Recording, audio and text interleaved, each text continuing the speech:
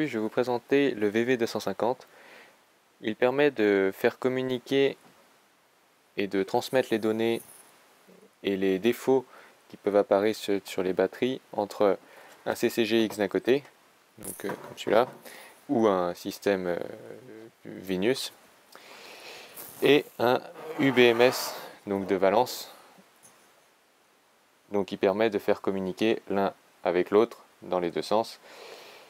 C'est principalement le UBMS qui va envoyer les informations de niveau de charge, la tension, les problèmes qu'il peut y avoir au CCGX, qui lui pourra dire par exemple au Multiplus ou aux autres appareils qu'il est branché dessus s'il y a des défauts. Nous allons voir ensemble le branchement qui n'est pas compliqué.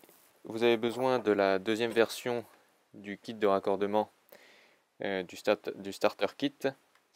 Donc toujours pareil avec ce système là, il a juste une prise en plus pour la communication. Donc on branche sur le connecteur B, le connecteur principal, ensuite le petit connecteur en haut, on déroule les fils d'alimentation, voilà. De l'autre côté on peut brancher ça, donc la communication avec le VV250, dans mon sens. Là, l'alimentation également du VV250, donc les deux alimentations peuvent être en 12 volts. Enfin, l'alimentation du UBMS peut être de 12 à 72. Par contre, le VV250, c'est en 12 volts uniquement. Donc voilà, on va brancher ça là. Et pour finir, on branche évidemment les batteries au niveau du UBMS.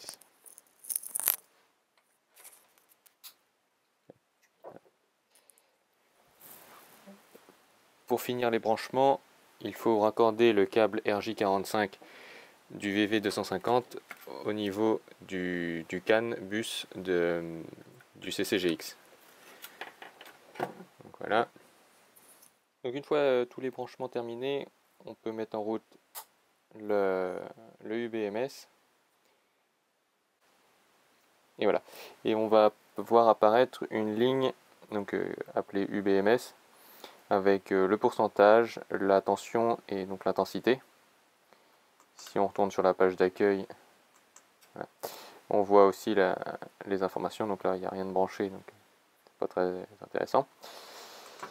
Si on va voir en plus loin en détail cette page, on peut remarquer, donc on a toujours la tension, l'ampérage, les watts, le niveau de charge, donc voilà, l'état de santé, la température, l'autonomie restante est calculée après par le Victron après plusieurs cycles. Donc on a les alarmes, donc voilà, tension basse, tension élevée, les courants, la température de charge, défaillance interne et des défauts d'équilibrage. Ensuite, on a un historique qui ne fonctionne pas avec ce système-là. Sur l'appareil, donc dans l'onglet appareil, on peut voir qu'il est bien connecté, qu'il fonctionne en CAN bus, le nom du produit, l'idée du produit et l'instance de l'appareil. Ensuite, nous avons paramètres. Donc dans les paramètres, c'est là qu'on va régler qu'on peut régler les limites de charge maximum, la tension maximum de charge et la tension minimale, ainsi que le courant maximum de décharge. Donc ça sera programmé dans le VV250. Donc ensuite, je vais faire des simulations des alarmes, donc avec mon banc de test qu'on voit là. Donc là, il y a un BMS interne, un shunt, les sondes de température, et donc là 3 piles plus la dernière cellule qui est une alimentation externe de laboratoire. Donc je peux faire varier la tension très précisément. Donc là je vais faire descendre la tension à, là je suis à 2,30 volts. Donc ça suffit pas encore.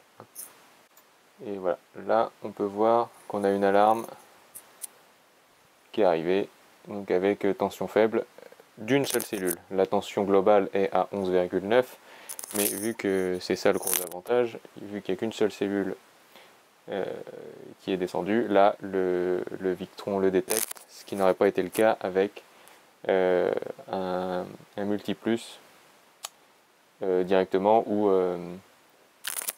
un BMB pardon, euh, qui n'aurait pas détecté la cellule défectueuse. Voilà pour la présentation. Je rappelle au passage qu'il faut quand même que le UBMS soit bien configuré pour un nombre de batteries bien précises et que les idées soient bien rentrées dans les BMS, enfin dans chaque batterie